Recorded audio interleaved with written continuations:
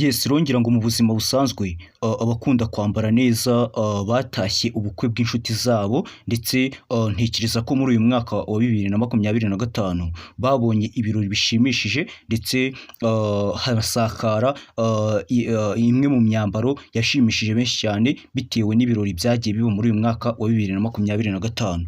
Rero ibi ngibi bikaba bigiye kungarura ndetse bikanatuma dukora top 10 y'ubukwe bwaba bwarasize imvugo zitari nke hano mu gihugu cy'u Rwanda ndetse ubukwe bwagenze neza, ubukwe bwashimishije abantu benshi cyane kurenza ubundi hano mu gihugu cy'u Rwanda. Rero bumwe bwanatumye hoteli zifungwa, izindi zirahagarikwa bitewe n'ubukwe bw'ibyamamare bwavugishije benshi mu Rwanda muri uyu mwaka wa 2025. Rero muri iki cyegeranyo cyacu tukaba tugiye kugaruka ku bukwe bugera mu icumi bwashimishije ndetse bukanatuma abantu benshi cyane bakunda ubukwe ku rwego rw'uko benshi cyane bavuze ko rwose ikintu kijyanye n'ubukwe ndetse n'imyambaro yagiye igaragara hirya no hino mu bukwe ikavugisha benshi cyane ari ikintu cyatunguranye ndetse kikanatuma abantu benshi cyane bibaza ibintu byinshi cyane. Ibi ngibi rero bikaba bitumye natwe dukora urutonde rw'ubukwe bugera ku icumi bwashimishije abantu ndetse bukaba bwaratumye abantu benshi cyane bakunda ibintu bijyanye n'ubukwe ndetse bakanifuza no gukurikirana ikijyanye n'ubukwe hano mu gihugu cy'u Rwanda. Rero tugiye kubana muri iki cyegeranyo cyacu, mbere na mbere ndaza kubanza ngusabe gukanda subscribe n'ubundi nk'ibisanzwe, ndetse nimba hari n'igitekerezo ufite ushyira hasi muri comment, wibuke no gukanda like ya video kuko biraza kudufasha ndetse binatume dukurikiranya buri kimwe cyose. Rero mu buzima busanzwe ngira ngo abakunda kwambara neza batashye ubukwe bw'inshuti zabo ndetse benshi muri bo bumva banezerejwe na kimwe mu gikorwa cyagaragaye ndetse kikanatuma bataha ubukwe bw'inshuti zabo. Kandi ntekereza ko muri uyu mwaka wa 2025 babonye ibirori nubwo wenda hakibura iminsi itari myinshi ngo umwaka urangire, abo kubutaha barizihijwe cyane ko akenshi banaramyaga ndetse bakomeza kugenda bashyira amaso, ugasanga rero haboneka ibintu byinshi cyane muri weekend. Ugasanga inshuti zanjye zimwe zatashye ubukwe bwa bamwe mu bo biganye bavukiye igihe kimwe, bakuranye n'abandi. Byumvikana ko kuri benshi nta rungu ryari rihari ndetse nta n'uburyo bwari buhari bw'uko wenda ushobora kuvuga ngo ntiwaserebuye cyangwa se ngo ntiwishimye muri uyu mwaka wa 2025. Rero uretse ibyo abakunda guhaza amaso nabo ntabwo bishwe n'irungu kuko ku mbuga nkoranyambaga hatambukaga amafoto atandukanye y'ibyamamare byakoze ubukwe bikavugisha benshi cyane, ugasanga na video zirakomeza kugenda zicicikana zikomeza kugenda zitambuka hirya no hino. Rero abarengeje amaso kure y'imbibi z'u Rwanda bakareba ibyo hakurya y'inyanja, nzi ko inkuru z'ubw'umuherwe Jeff Bezos washinze Amazon na Jorge Sanchez wamamaye mu itangazamakuru n'ubu usanga ari ikintu kigikubagana hirya no hino ku mbuga nkoranyambaga ndetse usanga ari ibintu bigishimishije uyu munsi wa none. Rero n'ubukwe bwabaye iminsi 3 mu Butaliyani guhera tariki 27 kugeza tariki 30 Kanama 2025, bwitabiriwe n'ibyamamare byinshi cyane ndetse benshi cyane barabwishimira. Rero mu bitabiriye ibirori by'ubukwe bwa Bezos harimo Ivanka Trump, Kris Jenner, Kim Kardashian, Leonardo DiCaprio, Oprah Winfrey, na Orlando Bloom ndetse na Sydney Sinei na Jessica Alba, Bill Gates, Brock Nade n'abandi benshi cyane b'ibyamamare mwagiye mwumva hirya no hino, ndetse uyu munsi wa none mukigerageza gukurikirana.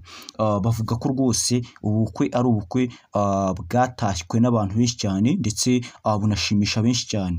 Rero ibyamamare bitandukanye bivuga ko bwatwaye miliyoni 50 ndetse na 56 z'amafaranga y'amadolari y'amanyamerika, arenga miliyari 80 z'amafaranga y'u Rwanda, hatarimo ibirori byakozwe aba bombi ubwo basezeranaga mu buryo bwemewe n'amategeko. Ubundi bwavuzwe cyane mu myidagaduro nyafurika, burimo ubw'umuhanzi Mr Eazi wo muri Nigeria n'umukinnyi wa filime Temi Otodora. Uyu mukobwa w'umukire Femi Otodora bwabereye ku migabane 3 itandukanye, butwara miliyoni 10 z'amadolari y'amanyamerika, arenga miliyari 14 z'amafaranga y'u Rwanda. Nubwo rero Juma Jux waha hirya muri Tanzania na Priscilla Ojo wo muri Nigeria nabwo bwasigaye mu mitwe y'abatari bake, ariko ukomeza kugenda usanga ari ubukwe bwagiye busiga inkuru nyinshi cyane, ndetse bugasiga amagambo menshi cyane.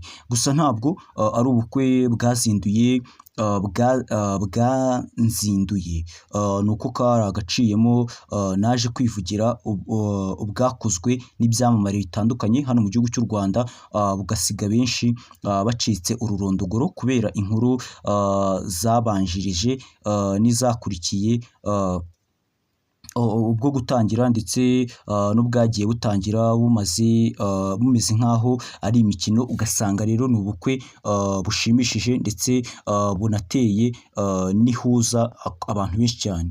Rero ibi ngibi bikaba bigiye kwinjiza mu rutonde rw'ubukwe bwagiye bushimishwa na benshi cyane, ndetse bigatuma abantu benshi cyane babyibazaho ndetse banabivuga hano ku mbuga nkoranyambaga, aho tuza gusanga ubukwe bwa mbere ari ubukwe bwa Ketia Kamara na Adonis Fila, bwabanje kugerwa intorezo, ndetse benshi cyane bavugaho kuva mu mpera za 2024 ubwo Adonis yambikaga impeta y'urukundo Ketia Uwase Kamari uvukana na Miss Nishimwe Naomi. Ibintu byatangiye kuba ibindi guhera icyo gihe. Uyu mugabo ari mu bagarutsweho, bamwe mu bamushinja ubuhehesi, ndetse umwe mu bakobwa yavuze ko uyu musore yajyanaga n'abakobwa mu nyubako yari atuyemo, akaba ariho baryamanira, bityo umukobwa wamwihebeye adakwiriye kumva ko amufite wenyine, aho yagize ati ni uwa twese. Adonis nawe mu kubasubiza yifashishije urukuta rwe rwa X abwira abantu ko ibyo byose biri guterwa n'ishyari afitiwe, aho yagize ati ni uwa twese, ishyari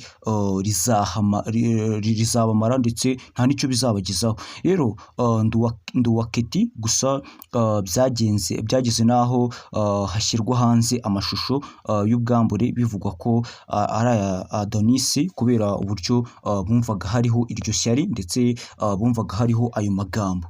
Rero ku itariki 5 2025 nibwo Keti Uwase Kamari na Adonis Jova Fila barushinze mu bukwe bwabo bwabimburiwe n'umuhango wo gusaba no gukwa.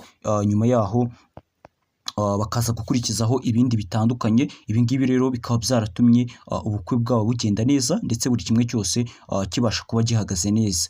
Ubukwe bwa kabiri ni ubukwe bwa Haji Shadadi Musemakweli muri Chatel Malala, bwasize inkuru ndetse bunavugisha abantu benshi cyane.